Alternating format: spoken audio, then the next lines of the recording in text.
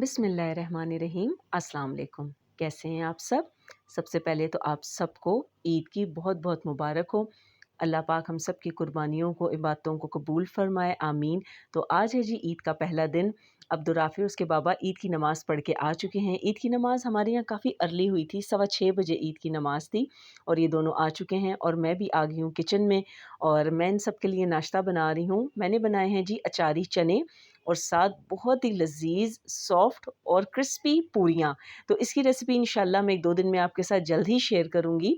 लेकिन बहुत मज़ेदार हमारा नाश्ता था, साथ मैंने चाय बनाई और मज़ा आ गया नाश्ते का। नाश्ता करने के बाद ईमान फ़ातिमा की फ्रेंड्स हैं, हमारी नेबर में ही रहते हैं ये बच्चियाँ। तो इन बच्चियों ने पहले ही ईमान फ़ातिमा से कमिट किया हुआ था कि आपने हमारा मेकअप करना है। तो ईमान फ़ातिमा तो इस काम में बहुत खुश होती हैं। तो ईमान फ़ातिमा दोनों बच्चियों को तैयार कर रही हैं और साथ-साथ खुद भी उन्होंने चेंज कर लिया, लेकिन पहले वो कहती हैं कि मैं इन्हें तैयार करूँगी और फिर मैं खुद तैयार होंगी। तो ये बच्चियाँ तो तैयार होके फिर थोड़ी देर बाहर घूमी फिरी हैं, लेकिन गर्मी आज बहुत ज़्यादा है। तो इस वज़ह से जल्दी घर में आ गईं। तो हमारा जो है कुर्बानी का जो हिस्सा था वो काफ़ी लेट हुआ था। ये भी पड़ोस से जो गोश्त आ रहा था, साथ-साथ मैं सँभालती जा रही थी और साथ थोड़ा-सा मैंने गोश्त निकाल लिया दिन को खाने के लिए, क्योंकि दिन को खाने के लिए मेरा इरादा था कि कढ़ाई गोश्त बनाने का। तो मैंने ये कढ़ाई गोश्त फिर दिन के खाने में बनाया। इसकी रेसिपी भी इंशाल्लाह मैं आपके साथ जल्द ही शेयर करूँगी और इस रेसिपी को बिलख़ुसूस ज़रूर ट्राई कीजिएगा। बहुत ही ईज़ी है, लेकिन इंतहाई लज़ीज़ कढ़ाई गोश्त बन के हमारा ये तैयार हुआ था और सबने बहुत पसंद किया और वाक़ई बेहद लज़ीज़ बना था। खाना खाने के बाद अब्दुर्राफ़ी को तो मैंने ज़बरदस्ती चेंज करवा के सुलाया, क्योंकि गर्मी बहुत ज़्यादा थी, सारी रात के ही नहीं सोए हुए थे और सुबह से ये कुर्बानी भी देख रहे थे। तो अब मैंने कहा अब बराए मेहरबानी आप सो जाओ, वरना रात को आप फ्रेश नहीं होगे। तो मैंने अब्दुर्राफ़ी को तो सुला दिया था और इसके बाबा को भी मैंने भेजा। मैंने कहा जाएँ आप जाके जो पाए हैं उन्हें जाके आप साफ़ करवा दें, क्योंकि ये भी बड़ा टाइम टेकिंग काम होता है और इसमें भी काफ़ी रश होती है। तो हमारे घर के करीब ही सिविक सेंटर है, वहाँ चले गए और हमने जो है जला के पायों को करवाया है, कटिंग करवाई है। अगर वैसे आप कटिंग करवा दें तो ना इनमें फिर गुदा रहता है और ना ये पायों का फिर टेस्ट रहता है। तो पाई वगैरह ये साफ़ करवा के आए, उन्हें मैंने सारा साफ़ किया। फिर ये जो हमारा अपना कुर्बानी का गोश्त था ये वो लेने के लिए चले गए थे। काफ़ी हम रात को लेट फ़ारिग हुए, क्योंकि बहुत लेट इस दफ़ा हमारा हिस्सा आया, लेट हो गए थे।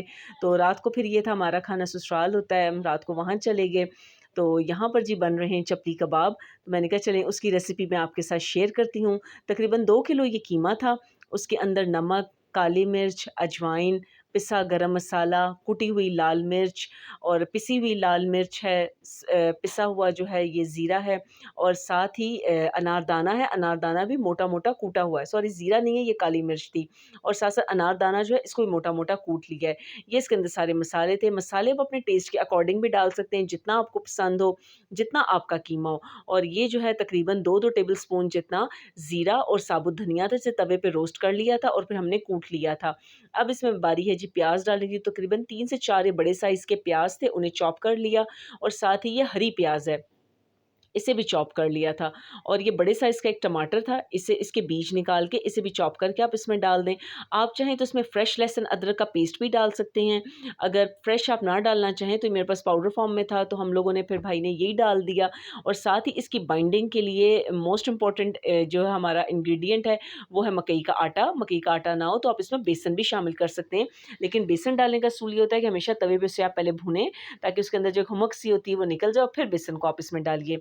फिर उसके बाद 2 से 3 अंडे थे फ्राई किए हुए, वो डाल दिए हैं और साथ ही 2 से 3 आप लेमन ले लें, उससे ज़्यादा खट्टा-मीठा जायका आ जाता है, लेमन से टेस्ट बहुत अच्छा आता है।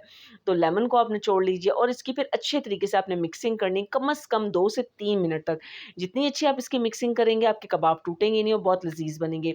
जब आपके कबाबों की अच्छी सी मिक्सिंग हो जाएगी, फिर से हमने रेस्ट दिया आधे घंटे के लिए। आधे घंटे के बाद हमने रख दिया तवा, तवे पे डाल दिया है ऑयल। अब जो है भाई एक-एक करके कबाब साथ बनाते जा रहे हैं और फिर जो है हमने इसको फ्राई की है। तो आपने शुरू में जब कबाब डालेंगे तो एकदम से हल्की आँच पे इनको नहीं बनाना। शुरू में कम से कम 2 मिनट आपने मीडियम फ्लेम पे, मीडियम टू लो के दरमियान आपने रख के इसको बनाना है। फिर बेशक आप इसको थोड़ा-सा हल्का आँच को करें, लेकिन बहुत आपने शुरू में हल्का नहीं करना। तो बहुत मज़े का खाना था, यखनी पुलाव बना हुआ था और साथ चपली कबाब थे, बहुत मज़ा आया। तो ये थी हमारी ईद की छोटी-सी रूटीन, क्योंकि बहुत ज़्यादा थकावट थी, क्योंकि रात को हम पूरी सो भी नहीं सके थे। टोटल सुबह फ़जर के बाद 1 घंटा हम सोए थे। थकावट भी बहुत ज़्यादा हो गई थी, क्योंकि जब कुर्बानी का काम होता है तो उसमें थकावट वैसे ही ज़्यादा हो जाती है। लेकिन अल्हम्दुलिल्लाह अल्हम्दुलिल्लाह बहुत अच्छा दिन गुज़रा, शुक्र अल्हम्दुलिल्लाह। और ये है कि हमने खूब एंजॉय किया, बच्चों ने भी आपस में खूब एंजॉय किया। तो इंशाल्लाह फिर नेक्स्ट व्लॉग में मिलेंगे और फिर अपनी कुछ रेसिपीज़ भी मैं आपके साथ शेयर करूँगी जो मैं बना रही हूँ। तो उम्मीद करती हूँ कि आपको मेरा आज का ये व्लॉग भी बहुत पसंद आया होगा। अगर आप मेरे चैनल पे नए हैं और सब्सक्राइब नहीं किया तो मेरे चैनल को सब्सक्राइब ज़रूर कीजिएगा।